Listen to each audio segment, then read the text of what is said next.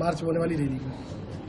नहीं, अखिलेश यादव जी क्या फूकेंगे क्या नहीं फूकेंगे तो मैं नहीं कह सकता हूं, लेकिन इतना तय है कि अखिलेश यादव जी को 2027 में फिर से हार का मुंह देखना पड़ेगा, चूंकि उत्तर प्रदेश की जनता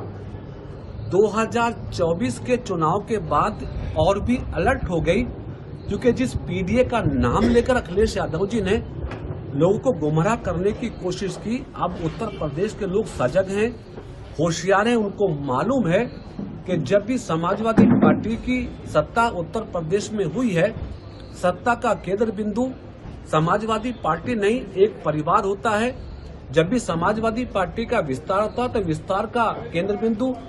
समाजवाद नहीं बल्कि एक परिवारवाद होता है। इसलिए उत्तर प्रदेश की जनता परिवारवाद से और भ्रष्टाचार से अच्छी तरह से वाकिफ है। इसलिए अखिलेश यादव जी कहीं से भी बिगुल फूके, लेकिन उत्तर प्रदेश की जनता ने मन बनाया है 2027 में फिर से भारतीय जनता पार्टी यानी एनडीए की सरकार बनाने का, और ये तय है कि 2027 में फिर से भारतीय जनता पार्टी सत्ता में आएगी। ट्रंप ने टैरिफ कम कर दिया है, उससे उद्योग से लेकर एमएसएमई तमाम चीजों में फायदा। आज राहुल गांधी जी, अखिलेश यादव जी, ममता दीदी या लालू यादव जी, उनको कम से कम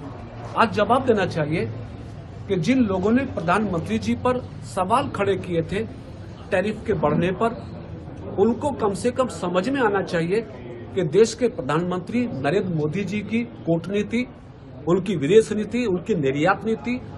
इतनी सशक्त और मजबूत है जिसने अमेरिका को पुनः इस बात के लिए तैयार किया कि वहां के प्रेसिडेंट ट्रंप ने टैरिफ को घटा के 18% करके हमारे देश के कारोबारियों को, किसानों को एक बड़ी राहत देने का काम किया। तो इसके लिए मेरे ख्याल से देश के प्रधानमंत्री, उनकी नीति और उनका नेतृत्व बधाई के पात्र है कि प्रधानमंत्री जी के प्रयास से टैरिफ को कम होने का अवसर देश में मिला। ठीक है।